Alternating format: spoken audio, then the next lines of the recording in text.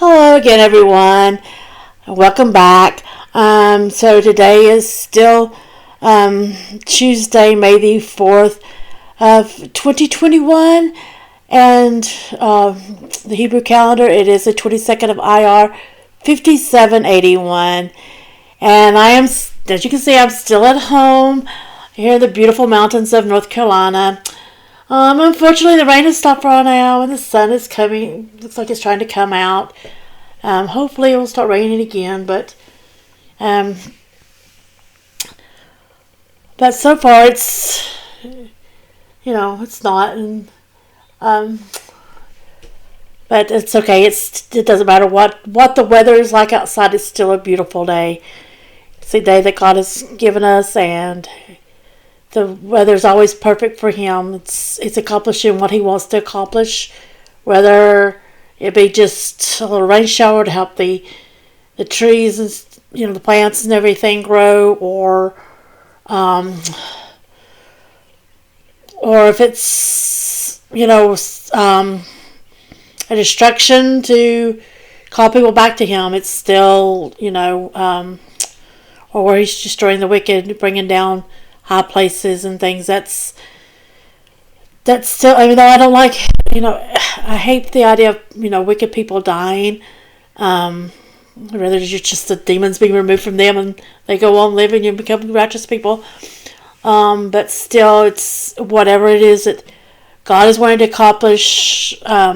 It's still we have to accept it. It is beautiful. It's because it has to be done in His way, or else it wouldn't. If it's done another way, it would not. If He allowed it to go any other way, it would not work. But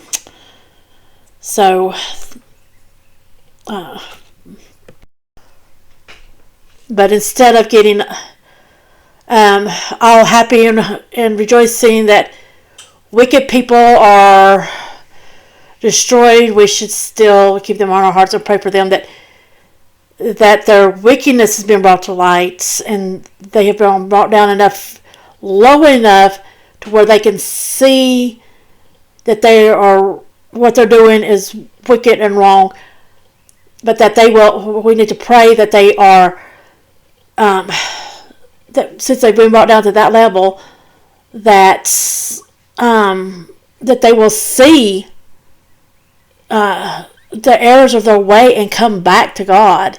Or if they've never been to God, that they will, turn to God and say, God, I've sinned, I've done all this wrong. Please forgive me and help me to live a righteous, holy life. So,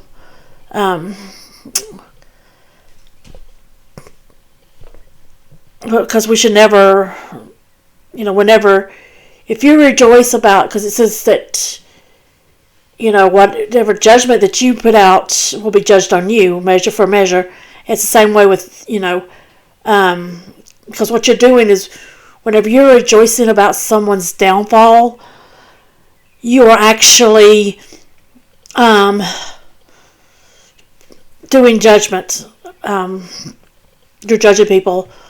So just like whenever the Biden administration falls, I will be joyful that the rightful ruler is back in place. I will be joyful that the wickedness in our government is gone. But I will be praying for the people who have been brought down, for Biden and Harris and Pelosi and all of these wicked, evil people, that, and I have been praying now that the demons are removed from them. And if the demons are removed from them, and Biden and Harris are to stay in office, and because those demons have been removed and now they're living righteously for God, I'd be all for that. I'd be happy. It'd be wonderful. Even though I'm a Trump supporter, anyone who's following God will not lead this nation wrong. So I'd be like, okay, fine. It's a good, like it's good ruler, and leave him there. But I will be praying for them to turn from their wickedness, and I'm praying for that now. So, I will not pray for God to help them and to protect them while they're in office, but I will pray for them to turn from their wickedness and turn to God. And I know that, and you know that they're wicked if they're willing to kill all these babies, because we've already read that God says that the killing of unborn babies is wrong. And so, and they're even killing them as they're being born. Not just, how much more will it be that once the baby is actually out, that all of a sudden you could say, I don't want this child, and they'll go ahead and kill, or they decide that, the doctor will decide before you even see them, because the doctor and the nurses see the child before you do. And so they're seeing, they could say, or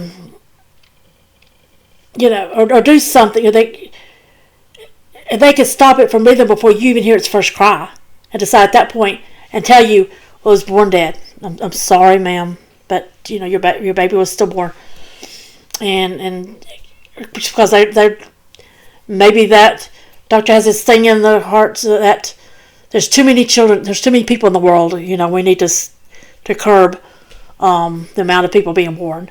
You never know. So, and that's just horrible.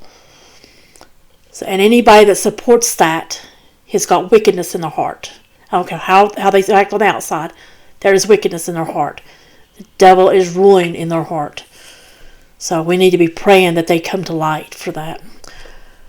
So beginning in chapter 26, verse 1, the people from Ziph went to Shaul in Gibeah and said, David is hiding himself on Hachilah hill across from Shimon. Then Shaul set out and went down to the Ziph desert with 3,000 men chosen from Israel to search for David in the Ziph desert. Shaul pitched camp on Hachilah hill across from Shimon near the road. David was staying in the desert, and he saw that Shaul was coming into the desert after him. So David dispatched spies and determined that Shaul had definitely come. David set out and went to where Shaul had pitched his camp. He saw where Shaul and Abner the son of Ner, the commander of his army, were sleeping. Shaul was lying inside the barricade with the troops asleep all around him. So we see here that Shaul never stopped trying to kill David. Even though he said that he had forgiven him and that there was going to be peace and everything, he really had not forgiven him. And he would continue trying to kill him.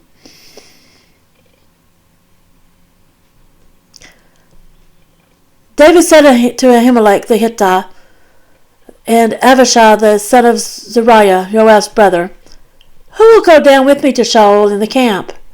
Avishai said, I will go down with you. So David and Avishai went to the soldiers by night. Shaul was lying there asleep inside the barricade. His spear was stuck in the ground next to his head, with Abner and the troops asleep all around him. Avishai said to David, God has handed your enemy over to you today. So now, please let me pin him to the ground with just one stroke of the spear. I won't strike him a second time. But David said to Avishai, Don't destroy him. Nobody can raise his hand against Adonai's anointed without becoming guilty. David then added, As Adonai lives, Adonai will strike him down, or the day will come for him to die, or he will go down to battle and be swept away. Adonai forbid that I should raise my hand against Adonai's anointed. But now we'll take the spear by his head and the jug of water and get out of here. So David took the spear and the water jug from Shaul's head and got away. Nobody saw or knew about it, and no one awoke, because they were all asleep. A deep sleep from Adonai had fallen over them. And God just revealed something to me whenever I was reading this, just read this about that the troops were asleep all around him. So you remember I was telling you in the last video about my dream of Pharaoh and his son, and how he drew the circle, and so that circle was supposed to be Pharaoh's son. So there's people all around to protect him. So these troops were all around to protect Saul. So even though Biden, if I'm correct in my interpretation, and this is about this being Biden and Harris, that even though Biden has set up all these people around Harris to protect her, that that they cannot protect her from God, from the one living God. They can't. There's no protection. So they think that Satan and his little demons have come in there and told them, oh well, nothing can get through this. Even God can't break through this. You will be protected. This is perfect. It's not going to happen because God can do it. God is over everything. God is over Satan. God is over Satan. God created everything. God even created Satan. So God has control. He can bring him down. He brought him into life, and he can bring him down. So, and that's what will happen. So don't think that that when you put people around you protect you.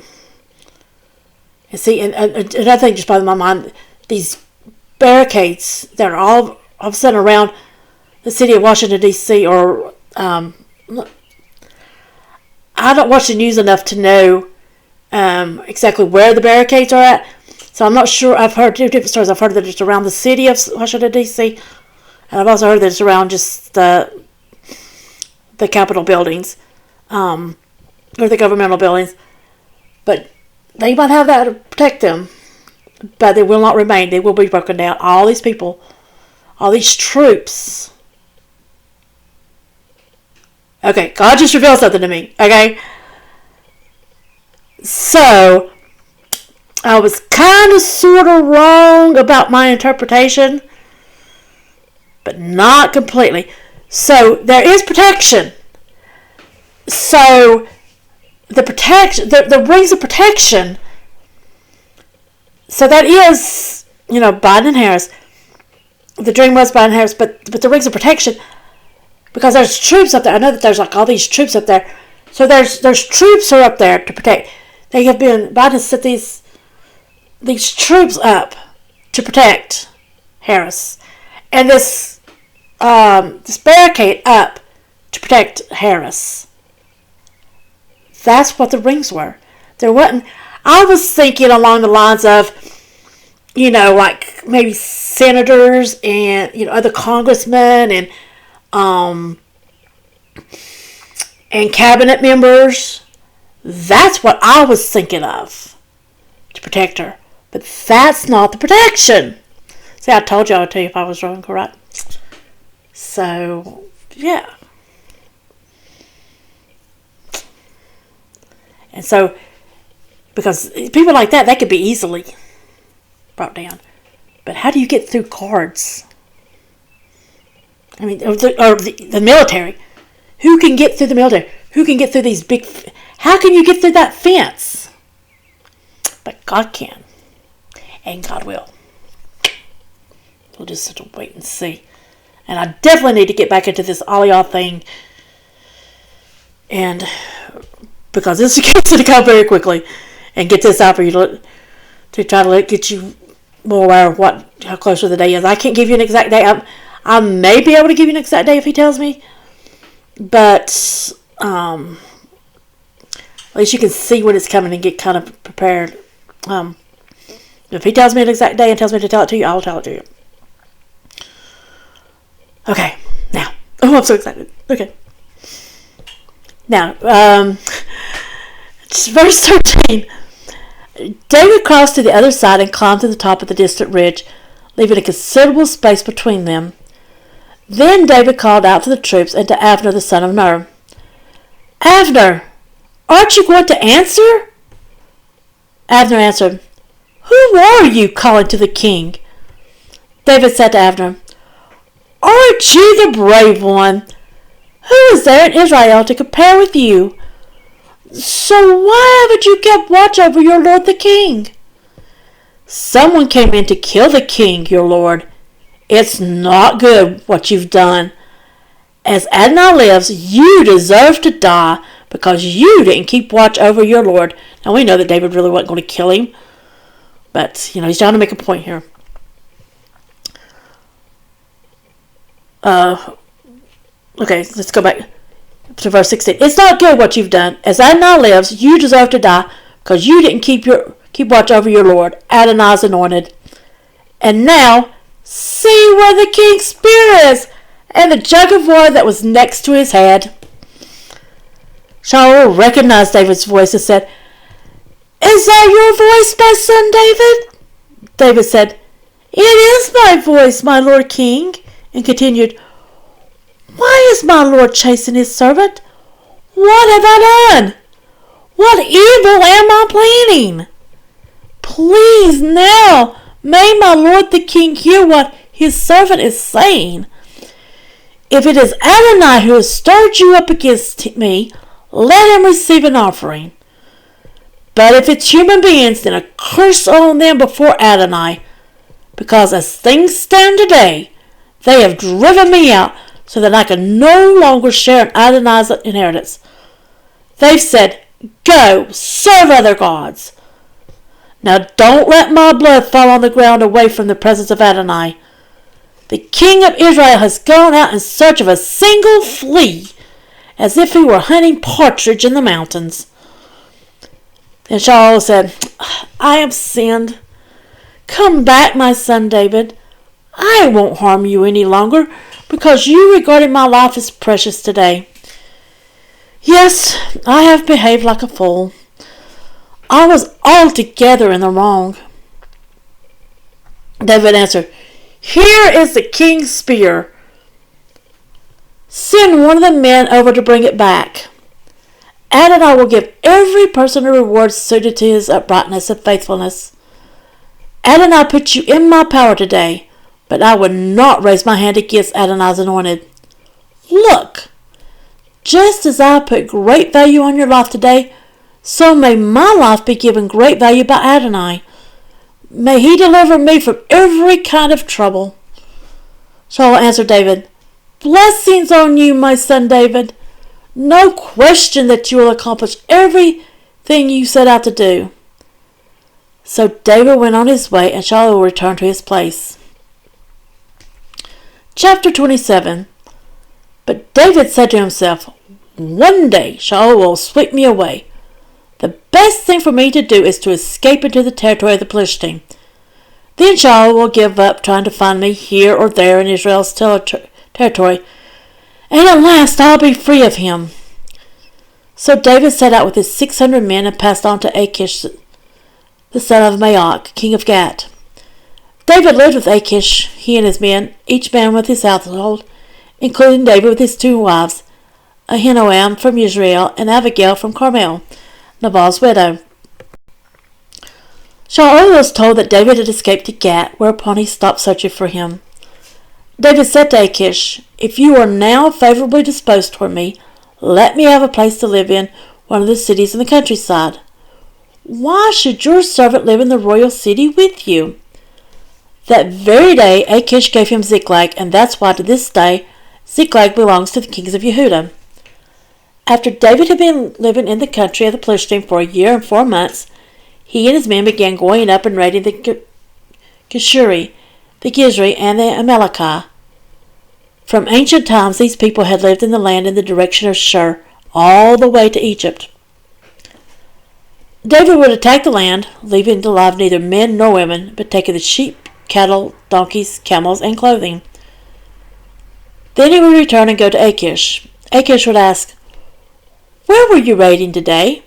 And David would answer, Against the Negev of Yehudah, or against the Negev of the Yerachmeeli, or against the Negev of the Kenny.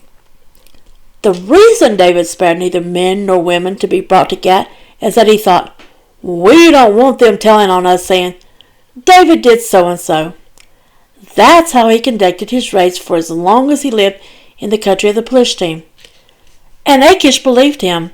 He said, David has caused his own people, Israel, to despise him utterly. He will be my servant forever. Chapter 28. In due time the Philistines assembled their armies for war against Israel. Achish told David, You know, of course, that you and your men will join me in the army in battle. David answered Achish, I see that you already know what your servant will do. Achish said to David, For that answer I am making you my personal bodyguard for life. Now Shmuel was dead. All Israel had mourned him and buried him in his city Ramah. Also Shaul had expelled from the land those who tell the future by communicating with the dead or with a demonic spirit. The Philistines assembled. Then they went and pitched camp at Shunem, while Shaul gathered all Israel together and pitched camp at Gilboa. When Shaul saw the army of the Philistines, he became afraid. It struck terror in his heart. But when he consulted Adonai, Adonai didn't answer him, not by dreams, not by Urim, and not by prophets. Then Shaul said to his servants, Try to find a woman who tells the future by communicating with the dead. I want to go and consult with her. And we're not supposed to do that because God said, back previously, not to be dealing with the occult. This is the occult. His servants answered him, Yes, there's a woman in Andor who tells the future by communicating with the dead. So Shaul disguised himself by wearing different clothing, went with 2 men, came to the woman by night and said, Tell me the future, please. Bring up from the dead the person I named to you. The woman answered, Here, you know what Shaul did, how he expelled from the land those who tell the future by communicating with the dead or the demonic spirit. Why are you trying to entrap me into causing my own death? But Shaul swore to her by Adonai, As Adonai lives, you will not be punished for doing this. Then the woman asked, Whom should I bring up for you? He said, Bring up for me Shmuel. When the woman saw Shmuel, she let out a shriek. Then the woman said to Shaul, Why have you deceived me? You yourself are Shaul. The king replied, Don't be afraid. Just tell me what you see. The woman said to Shaul, I see a godlike being coming up out of the earth. He asked her, What does he look like? She said, An old man is coming up. He's wearing a cloak. Shaul realized it was Shmuel, so he bowed with his face to the ground and prostrated himself. Shmuel asked Shaul, Why have you disturbed me and brought me up? Shaul answered, I'm very upset because the Philistines are making war against me, and God has left me and doesn't answer me anymore, neither by prophets nor by dreams. This is why I've called you, so that you can let me know what to do. Shmuel said, Why ask me? If Adonai has left you and become your enemy. Adonai has done for himself what he foretold through me. Adonai has torn the kingdom out of your hands and given it to your fellow countryman David, because you didn't obey what Adonai said and execute his furious anger toward Amalek. That's why Adonai is doing this to you today. Adonai is giving Israel as well as yourself over into the power of the Philistines, and tomorrow you and your sons will be with me. Adonai will hand over Israel's army to the power of the Philistines.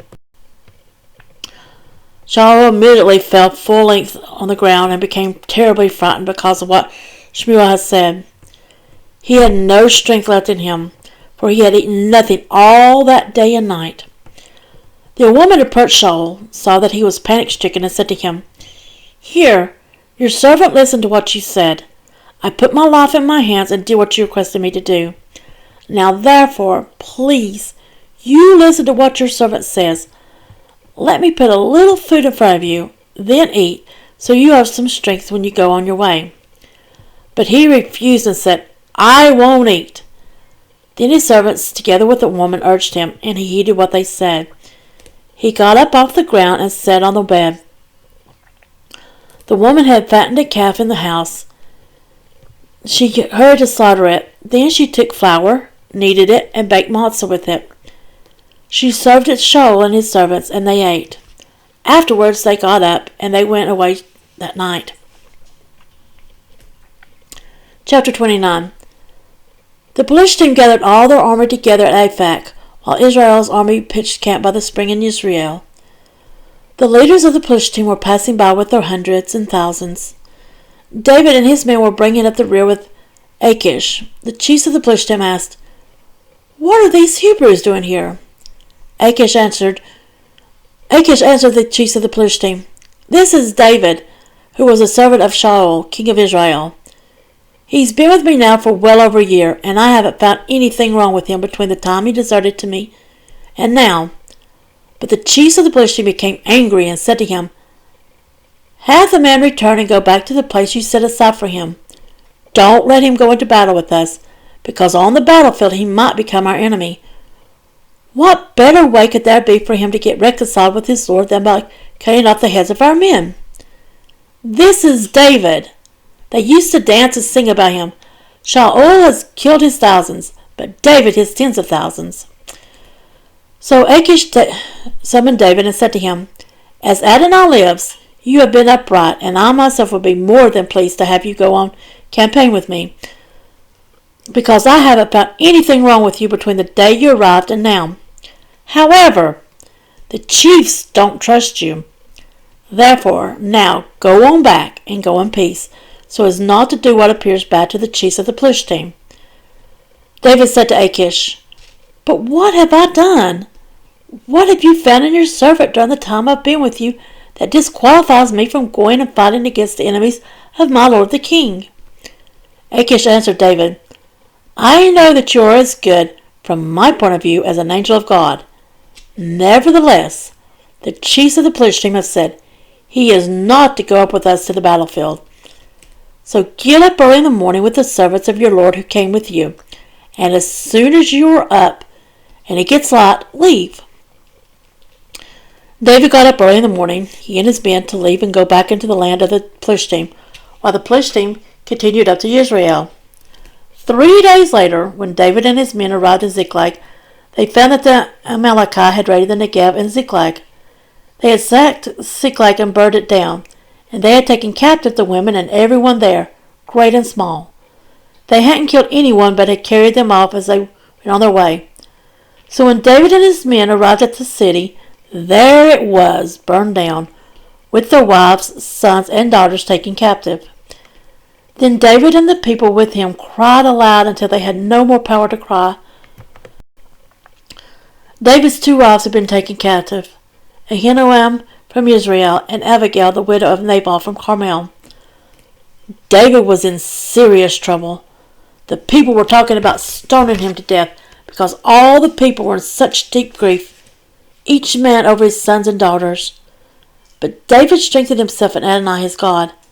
David said to Abiathar the Cohen, the son of Ahimelech, "Please bring the ritual vest here to me." And down here at the bottom of this page it says that this vest was a breastpiece or ephod that was part of the Cohen Hagadol, or the high priest, clothes. It was folded to form a kind of pocket that contained the Urim and Thummim. In times of crisis, Israel's leaders were able to obtain divine guidance through it. Once again, God's positive answer to David confirms that Adonai was guiding and blessing him. Now on back to the story. Abiathar brought the vest to David. Then David consulted Adonai. He asked, "Should I go in pursuit of these raiders? Will I catch up with them?" And Adonai answered him, "Go in pursuit, because you will overtake them and recover everyone and everything." So David went, and the 600 men with him. They came to Wadi Besor, where those who were to stay behind waited. Then David continued in pursuit with 400 men, while 200, too exhausted to cross Wadi Besor, stayed behind. They found an Egyptian in the countryside and brought him to David. They gave him some bread to eat and water to drink. They also gave him a lump of dried figs and 2 bunches of raisins. After eating, he revived, because he hadn't eaten anything or drunk any water for 3 days and nights. And this is something else we keep hearing about, 3 days and nights. And we know that Yeshua was raised after 3 days. So there's, I'm wondering what the significance is in the 3 days. Where it keeps mentioning over and over and over again, just like with the 40 days. What's so significant about that? But we'll find out later on. If we don't find it out actually reading here, then God will reveal it to me as I'm doing deep research. So, verse 13, David asked him, "To whom do you belong, and where are you from?" He answered, "I'm an Egyptian boy, the slave of Amalekah. My master abandoned me 3 days ago because I got sick. We raided the Negev of the Kereti,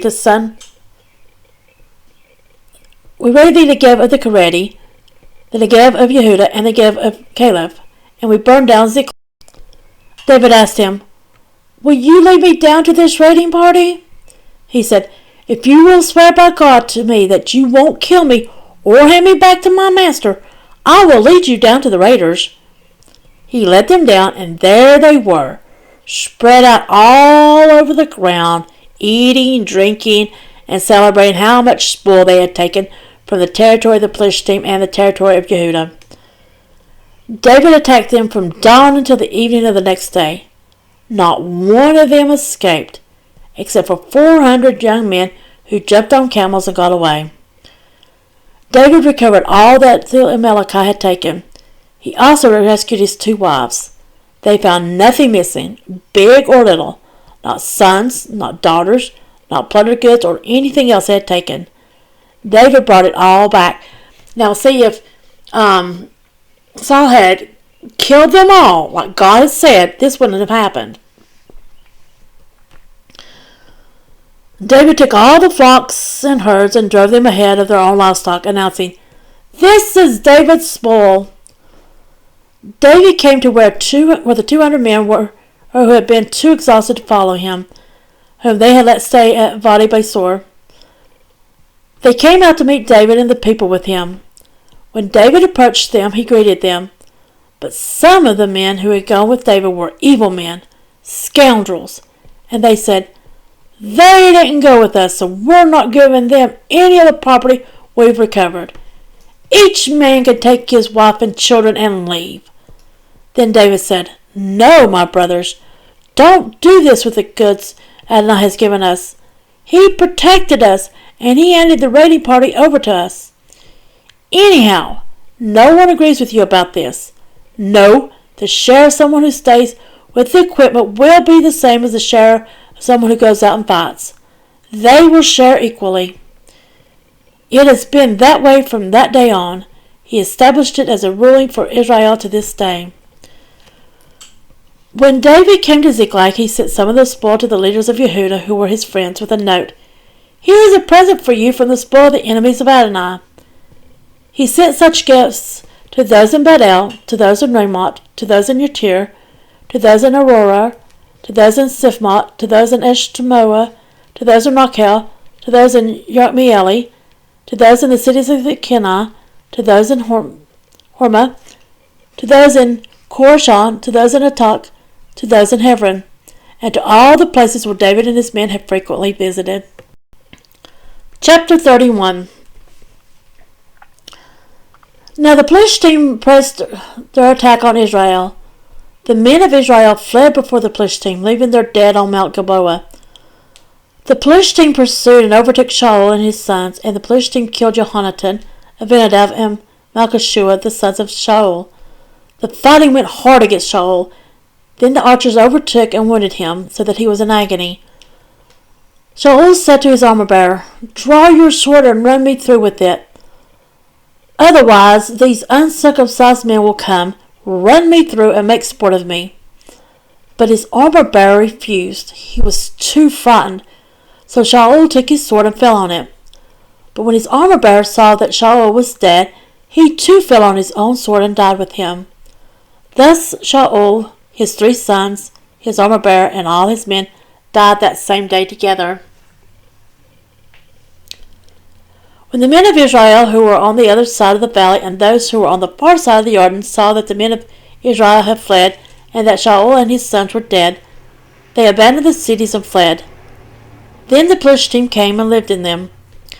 The following day, when the Philistines came to strip the dead, they found Shaul and his 3 sons lying dead on Mount Gilboa. They cut off his head, stripped off his armor, and sent those all over the territory of the Philistines to carry the news to the temples of their idols and to the people. Then they put his armor in the temple for the Asherah and fastened his body to the wall of Bethshan. When the people living in Yavesh Gilead heard what the Philistines had done to Shaul, all the warriors set out, traveling all night. They took the body of Shaul and the bodies of his sons off the wall of Bethshan, returned to Yavesh, and burned them there. Then they took their bones, buried them under the tamarisk tree, and Yavesh and fasted 7 days. So that is the end of 1 Samuel, or Shmuel Aleph. And so, in just another little, in the next video we will begin 2 Samuel, or Shmuel Bet. And just a little, another little side note reminder. When Saul went and attacked the Amalekites, when Samuel was alive, like God had told him to, and killed everything, and not even kept the king alive, but just killed everything, then this would not have happened. But you see, there had been like many years later, and they were still coming back and attacking. And God knew that they would not change their ways. And so there's problems keeps going on and on and on. We read throughout the Old Testament, and that might be in the New Testament too. I just have to be honest, I've not read that all the way through. But we're going to read, more times about where the Amalekites attack. They're still carrying on their evil deeds. They're not changing their ways. So I know it sounded, cruel and harsh as to why God wanted everyone destroyed. Well, that's why. So God has his reasons. He knows what's best. And we don't need to question it. We just need to do what he says. So, anyways, share this video. Hit the thumbs up and subscribe buttons. And hit the notification bell so that you can be notified of when other videos are coming up and are being posted. And also, don't forget to put any comments and questions you have in the comment box below. And I hope you have a wonderful and blessed rest of your day. Bye-bye.